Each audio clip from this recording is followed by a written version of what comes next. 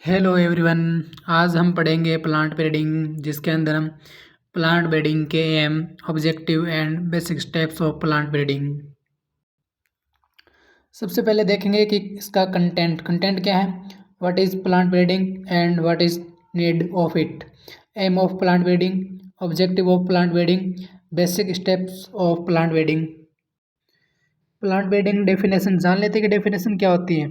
Plant breeding can be defined as an art and science and technology of improving the genetic makeup of plants in relation to their economical use for the mankind। अब इसकी definition क्या हो जाएगी, जो भी आपके जो plants हैं उनको जो आर्थिक महत्व के, जैसे आपके फसली पौधे हो गए, उनको जेनेटिक उसमें इम्प्रूवमेंट करके उसको और गुणवत्ता या फिर उसको डिजीज फ्री या फिर उसको अपने इकोनॉमिकल यूजेस के अकॉर्डिंग उसको और बेटर बनाना, ये क्या है, एक प्लांट ब्रीडिंग है। इसे ये भी कहा जा सकता है कि जैसे पादप प्रजनन एक कला एवं विज्ञान एवं तकनीकी है, जिसका यूज़ करके इसको आर्थिक सुधार एवं रोग के प्रति प्रतिरोधी बनाया जा सकता है। मतलब प्लांट को डिजीज फ्री और उसमें इकोनॉमिकल और आर्थिक सुधार किया जा सके। ये इसकी डेफिनेशन है जो अलग अलग है। एंड लास्ट है जैसे science of changing and improving the heredity of plants. Plant breeding का मोस्टली एम ही है कि सबसे एक तो इसमें डिजीज फ्री प्लांट प्राप्त करना, या फिर हायर यील्ड प्राप्त करना, या फिर जैसे इसकी गुणवत्ता हो वो बेटर हो, ठीक है। और जैविक प्रतिरोध, अजैविक प्रतिरोध भी इसमें शामिल है। नेक्स्ट वन, प्लांट ब्रीडिंग के ऑब्जेक्टिव में देखेंगे, इसमें first higher yield, improve quality हो गई, रेसिस्टेंट टू एबायोटिक फैक्टर हो गए जैसे स्ट्रेस, और जो फोटोसिंथेटिक हो गया, एक हो जाएगा आपका रेसिस्टेंट टू डिजीज प्लांट, और आपके जो जैविक प्रतिरोध एंड अजैविक प्रतिरोध, और एक परिपक्वता में परिवर्तन अवधि उसको, एंड जो समकालिक परिपक्वता हो जाएगी, एंड अनुकूलनशीलता। अब देखेंगे जो हायर यील्ड है हम प्लांट ब्रीडिंग से कैसे प्राप्त कर सकते हैं। जैसे प्लांट ब्रीडिंग का मेन एम है कि जो आपकी उपज है उसमें सुधार करना है, और जो फसल की प्रजाति है उसको अनाज या फिर जो आपका चारा हो गया, या फाइबर हो गया, या ट्यूबर हो गया, या फिर जो गन्ने की उपज है, या जो फिर ऑयल की उपज है, उसमें अपने को इम्प्रूव करना है, और एंड जो आपकी अच्छी किस्म देने वाली उनको प्राप्त करना है। फिर है इम्प्रूव्ड क्वालिटी, जैसे बेहतर गुणवत्ता। जैसे उत्पाद की गुणवत्ता प्लांट ब्रीडिंग का एक महत्वपूर्ण उद्देश्य है। प्रजनन गुणवत्ता के लक्षण जैसे फसल दर फसल में भिन्न भिन्न होते हैं। जैसे गेहूं में अनाज का आकार एंड उसका रंग और मिलिंग, और जो बेकिंग गुणवत्ता होगी, चावल में उसकी पकाने की गुणवत्ता होगी, जौ में माल्टिंग की गुणवत्ता होगी, फूलों का कलर है एंड और उसकी शेप होगी, सब्जियों में पोषक तत्व और उसके गुण बनाए रखने, और जो दाल है उसमें प्रोटीन की मात्रा, तिलहनी फसलों में तेल की मात्रा, कपास के अंदर कॉटन में फाइबर की मात्रा, और उसकी फाइबर की लंबाई, मजबूती, और ये सुंदरता है उस पर डिपेंड करता है, जैसे आज की बेहतर गुणवत्ता पर। नेक्स्ट है एबायोटिक रेसिस्टेंट। एबायोटिक रेसिस्टेंट में जैसे फसल के अंदर कुछ मिट्टी के लवणता में अत्यधिक तापमान या गर्मी या फिर हवा ठंड जैसे अजैविक कारक से वो पीड़ित होते हैं फसली पौधे। तो ऐसे पर्यावरणीय परिस्थितियों के लिए प्रतिरोधी किस्मों का विकास करना प्लांट ब्रीडिंग का एक मुख्य उद्देश्य है। बायोटिक फैक्टर में हम देखेंगे जैसे कि फसल के पौधों पर विभिन्न बीमारियों का हमला होता है, जैसे कीट और जो हमला करते हैं उन पर, तो जिसके परिणामस्वरूप क्या होती है, जो आपकी उपज है उसमें काफ़ी हानि होती है। और फिर आनुवंशिक प्रतिरोध जैसे नुकसान को कम करने का सबसे एक सस्ता और अच्छा तरीका है। जैसे प्रतिरोधी किस्मों को जीन पूल में उपलब्ध प्रतिरोधी धाता प्रेंट के साथ या फिर उसकी उपस्थिति के माध्यम से विकसित किया जा सकता है। नेक्स्ट है चेंज इन मेच्योरिटी ड्यूरेशन।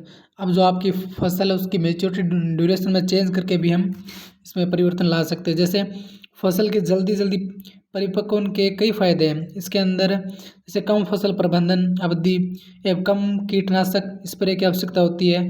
नई फसल चक्र का उपयोग किया जा सकता है।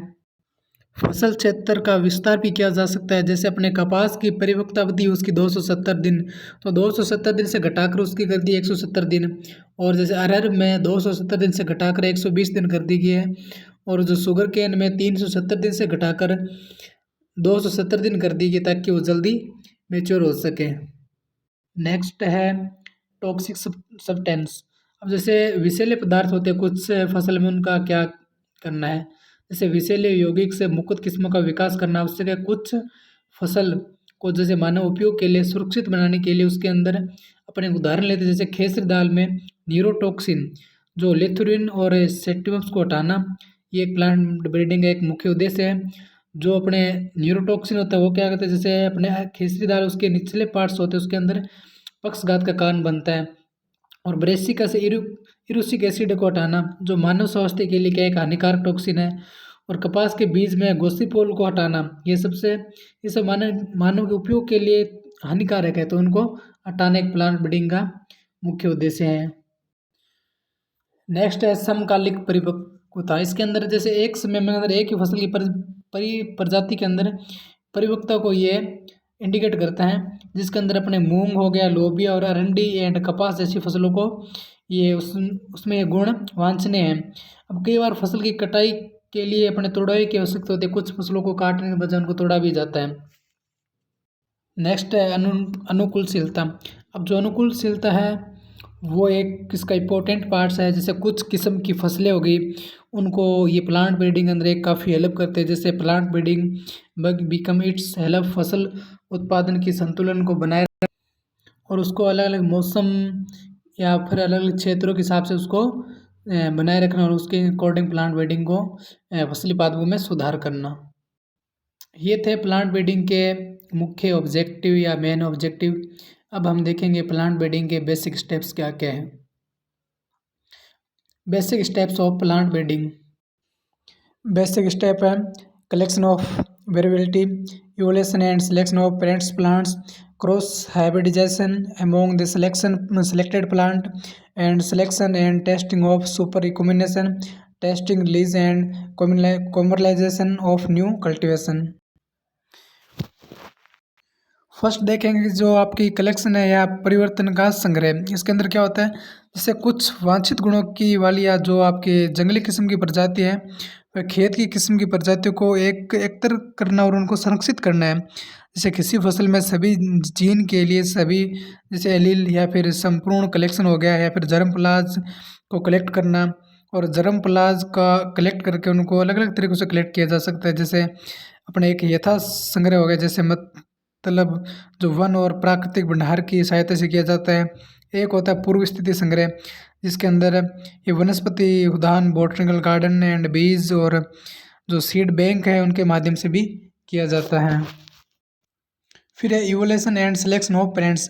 जो आपका पेरेंट्स है उनका सिलेक्शन कैसे किया जाता है, इसके अंदर है वांछनीय जैसे करेक्टर वाले जैसे प्लांट्स हो गए उनको पहचानने के लिए एक जर्मप्लाज का मूल्यांकन किया जाता है और ये सुनिश्चित किया जाता है कि इसमें प्योर लाइन का ही सिलेक्शन किया जाता है और जो चयनित पौधों है उनको प्रभेदित किया जाता है और उनका संकरण की प्रक्रिया में उपयोग किया जाता है।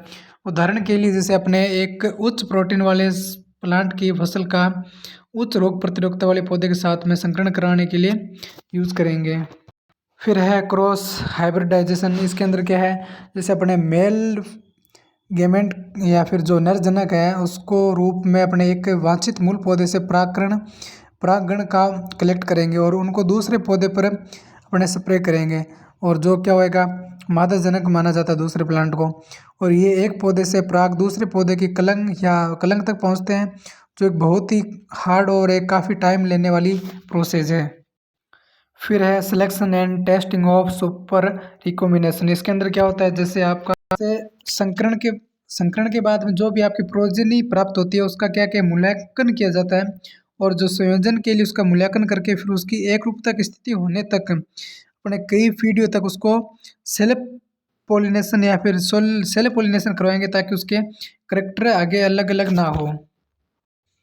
Testing, releasing and commercialisation of new variety. इसके अंदर हम क्या करेंगे, जैसे जो आपके सिलेक्टेड प्लांट है उनका evolution and growing the plant in experimental field and the performance is recorded. जो सिलेक्टेड प्लांट है उनका मूल्यांकन करके उसको एक अपने प्रायोगिक क्षेत्र में उन पौधों को उगाकर उनका मूल्यांकन किया जाता है और प्रदर्शन उसका जो रिकॉर्ड किया जाता है उनका जो भी प्रदर्शन हो रहा है, फिर उसको देश के अलग अलग क्षेत्रों में कम से कम 3 बढ़ते मौसमों में उसको इसका टेस्टिंग किया जाता है। और जैसे फिर सक्सेसफुल रिजल्ट के बाद में उसके साथ वो क्या किया जाता है, जो भी रिजल्ट आता है उसको सार्वजनिक उपयोग के लिए जारी कर दिया जाता है। Plant breeding for disease resistant, जैसे इसके अंदर है the basic objective of breeding for disease resistant is to develop inherent quality in the plant to prevent the pathogen from causing the disease. जो कुछ वैरायटी तैयार की गई है जो अपने पैथोजन या खोज करता है उसके प्रतिरोध होती है उनको, उनमें ये डिजीज को खोज करने में कंट्रोल किया जा सकता है। जैसे वाइट है उसकी हिमगिरी वैरायटी है, वो लीफ एंड स्ट्राइप रस्ट को कंट्रोल करती है। एंड ब्रेसिक है इसके अंदर पूसा सवार मीन ये एक उसकी वैरायटी हो गई जो वाइट रस्ट को कंट्रोल करती है। फिर ये कवाली फ्लावर एंड पूसा सुब्रेस की वैरायटी है। फिर ये चिल्ली है जिसके अंदर पूसा सदाबहार एक इसकी वैरायटी जो चिल्ली मोजेक वायरस को कंट्रोल करती है। ये इन क्रॉप्स की वैरायटी है जो इन डिजीज़ के प्रति रेसिस्टेंट है।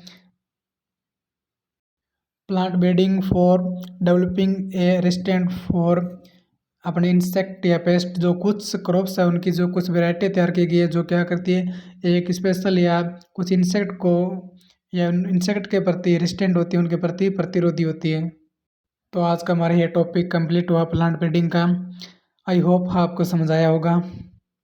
Okay, thank you.